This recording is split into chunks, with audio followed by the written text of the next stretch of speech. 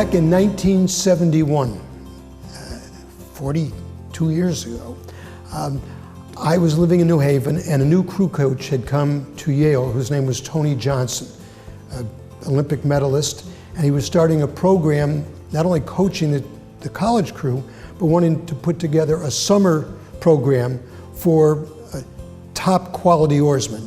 These were just out of school to be competing in international competition. So he called me, we got together, and we actually formed that club formally in '71. So for, I think, about 2 years, we competed on a national level and trying to represent the United States in the World Championships back then. And then there was a hiatus for me and for the club, I guess. And at some point in time, Norman Thetford, who claims to take credit for a lot of what he did, and it's well deserved, got together with a couple of guys. There was a single four that rowed 1 day a week. The stern pair was from the '56 Olympic crew, which was Dave White and John Cook. And then there's Bob McCartney and Joe Introcaso. Bob was an IBM manager and Joe was a dentist. And that was the extent of the club at that time. And this was 1975. And so Joe took up sculling and I filled his seat, the 2-seat. And we only rowed 1 day a week, and we'd row from Yale Boathouse to the greenhouse, about 4.5 miles, and back again. And that was it. It really began to grow around 1980, 81. We started to get a number of people who lived in the vicinity who were interested in fitness. The whole fitness craze was just starting up then. And we attracted several physicians who used to row for Yale or Cornell out of Waterbury. And at that point, they recruited others and the club began to grow rapidly. So by 1980, we were rowing eights fairly regularly and beginning to compete in regattas other than the head of the Connecticut and the head of the Charles. It was a fledgling rowing club, as I could see it. It had about 20 members. I joined in 1982, and the club itself had its origins in 1972. So I joined 10 years after that, and it was still a very small group at that point. I think there were maybe 20 members, plus or minus, at that time. About a third women, 2/3 men. Very motivated from a wide range of relationships, families, jobs.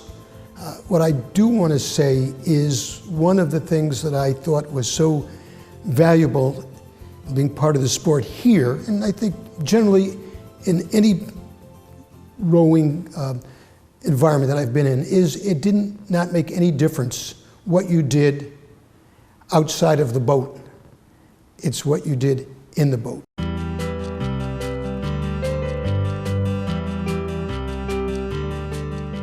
1981 was the first year we went to Europe at the suggestion of Chris Keggy, who was one of the fellows from Waterbury, a orthopedic physician. And we hired a coach, Dave Vogel, who was at that time coaching Yale lightweights. And he gave us a few pointers, and we went over there and came in second, decided we needed more coaching and a little more training, and that really took off. That was just 4 guys and a coxswain who went to Europe that year. The Toronto thing was wonderful. That was a great experience. I don't know how many people went to that, probably 45, 50 at least. Everybody did well. And it was, as I said, an international regatta, so there were people from around the world. It was fun to see that. And we rowed in local things too. I remember it was a big deal to go to the New England Championships up in Springfield, Massachusetts. That was my first kind of regatta that I was part of within the U.S. We got to be a club that tended to travel. We had a nucleus of good, experienced rowers who could fit into several different boats in different age categories. And if you had New Haven in one of your regattas, you could consider yourself as having arrived. That we were considered very good competition, and so if New Haven came to your regatta, it was a good sign.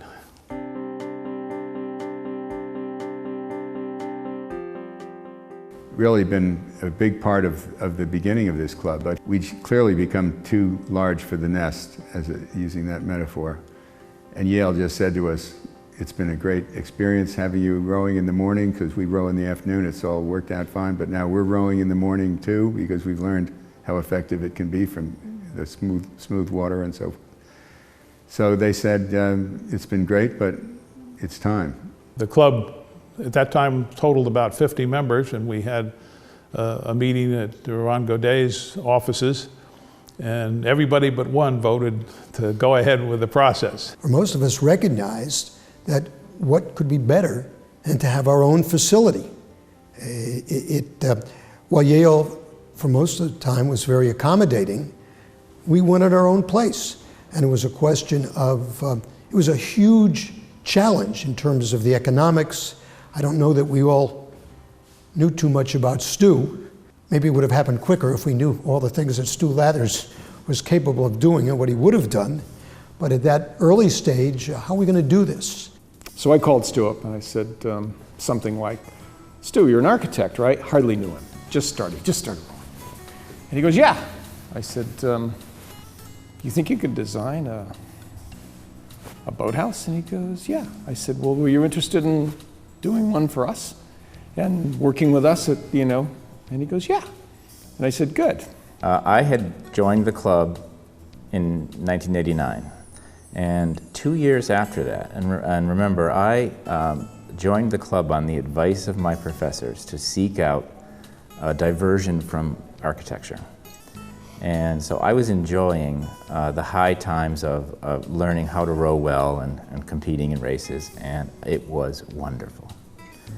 So 2 years into that, John Gorman called me on the office phone. We didn't have cell phones in those days. And John said that he was putting together a team of people to build a boathouse. And other people had tried this in the New Haven Rowing Club, but it didn't work out. But he could make it come together.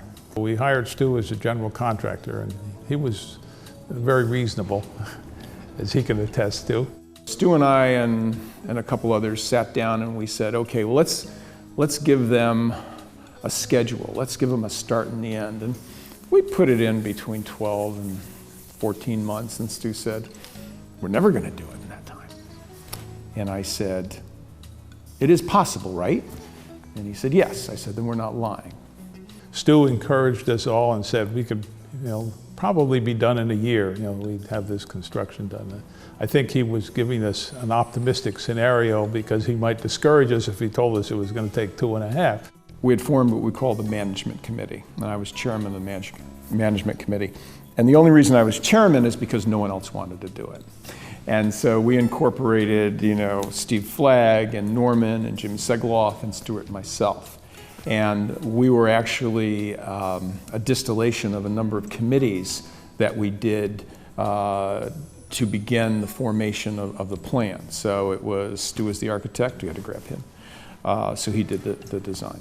And Norman had been a founding member, and he knew most of the members, and Flagg was great to have around because he was a good guy and he knew everybody who had money and he was willing to donate. So we had to bring in the finance, the land search, and the designer. And that's so after, I don't know, it was over a year, it was probably 15 or 18 months of planning before we actually ended up starting the boathouse. I think from the very first steps, the very first ways of thinking about this, the volunteer labor was part of the picture. March of '92, we cleared the land. We had one day with about 25 people here and several chainsaws, and luckily nobody lost any limbs because there was a lot of chainsaws going on, cutting down trees and things like that. But in one day, we cleared the lot and put up environmental barriers, and we said, wow, if we can do this in one day, imagine what we can do in the rest of the year. I don't think it became real until we realized we had a 10-foot deep hole in the ground and a 20-foot high pile of dirt, and the realization of the scale of the project to a 27-year-old kid, it was unbelievable. Now the membership back in those years was much smaller. I don't have the numbers in mind, but was much smaller. And there was an attitude that almost everybody, I thought, would step up. So when we had a Saturday morning, almost everybody was there. They gave up a lot of special time with their families, but it was a priority to build the boathouse. The simple agenda for often the 3-day and 4-day weekends was to arrive before sunrise, do the work, finish after dark, go home, sleep, put gas in the car, come back the next day, and do the same thing again. One thing that I think was kind of totally was unexpected, and that I later began to revere the experience of it, was that many of the club people in our rowing club in the 80s had been very competitive and very focused on winning races and rowing hard and developing fast boats. And there was an element of our club that was not focused on competition so much, but they just enjoyed rowing more recreationally. What happened when we built this building is that a lot of those people who we didn't know all that well suddenly we found that they had great skill sets in knowing how to build a building and participate in the various things that needed to be done here. And we were working all as a whole group together, not just racing boats versus others, recreational boats, but the whole club was participating man to man, woman to woman, and it just brought this club together in a way that I don't think anything could have been as dynamic as that. Everybody did something, but some people had more skills than others and had more time. I had a lot of time, and so I would come over in the afternoons during the week, and Stuart and I would do something, and he'd beg me to stay a little later each day. And I would insist that I had to eventually go home. Stu had a punch list that he would allocate jobs, in part depending on skills. He had different teams, and some people were more skilled than others.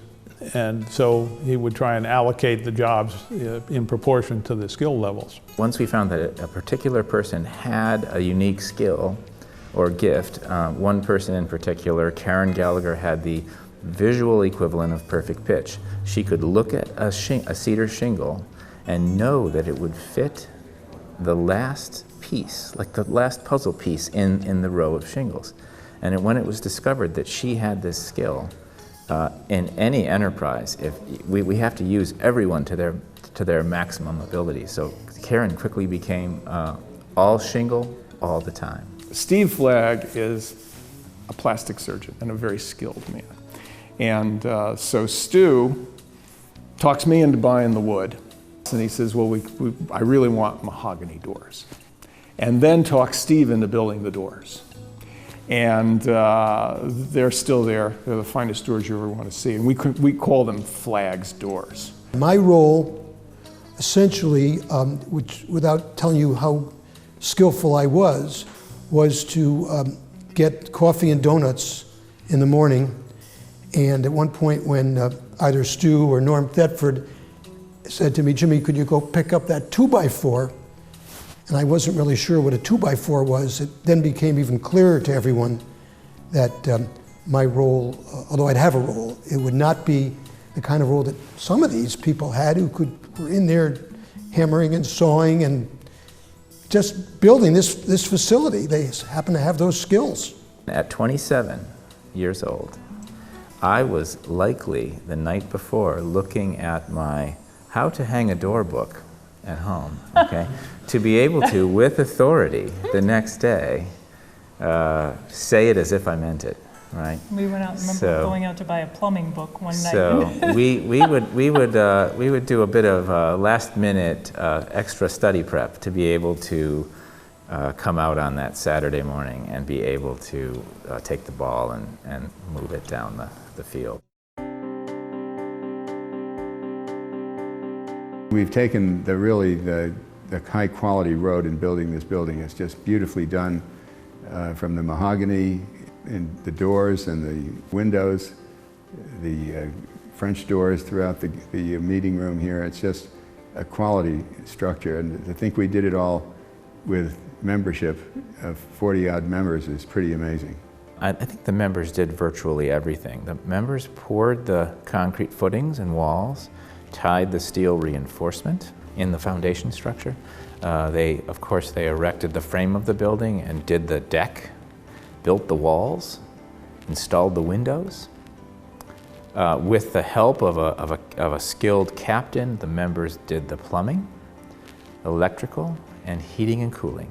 It was fascinating to be, for me, as a 27-year-old person, trying to be in charge of people, many of whom were eminent in their various professions and weren't used to taking advice, let alone an order from anyone, really, in their daily experience.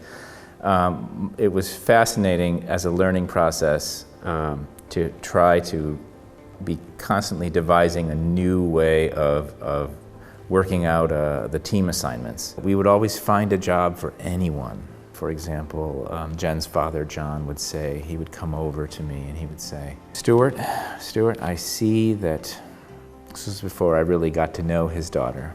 Okay, so this is rewind the tape before that time. He would say, Stuart, I see that you're carrying those big pieces of wood. And I see that it takes you some time to get one from the pile and haul it up that story and move it to be installed. And my friend Gordon and I, we will today move that entire pile. We will move it up to the next floor. So when you reach for that piece, the next piece, it'll be right there. It'll save you time. And these two would quietly work all day. I wouldn't even think of it. I'm busy, very busy with other aspects. And before I know it, I realize that the pile is right here. That other one is gone, it's missing, and our job is easier. We did have some mishaps during the construction. We were working our plumbing, running our plumbing through our timber frame, and we did make a hole in the floor. And one of our instructions to our volunteers was to stay in this room, and we have our hole in the floor, and when the copper pipe comes through that hole, all you have to do is grab it. So we did go down to the other room, and we were getting ready, the plumber and I were getting ready to get that new piece of copper up through the hole, and of course we looked up to the hole in the ceiling, and we see the eyeball looking through, and we saved ourselves from a certain terrible thing happening.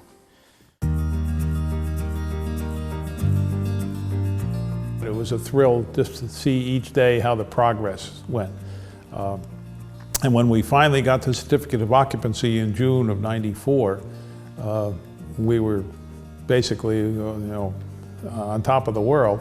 We had a black tie dinner. We got more done in the week before that celebration than we had done in the previous 6 months, I think, anyway. Everybody was trying to get done and fix it up. So we had a big celebration and a black tie dinner, and we were off to the races. We had done something that was really unusual and unique, and it brought the club together. We went from the unwanted cousin at Yale, which, by the way, was a legitimate position for us, to the whole construction and the close-knit group that built this, to a very stable, organized club that it is today.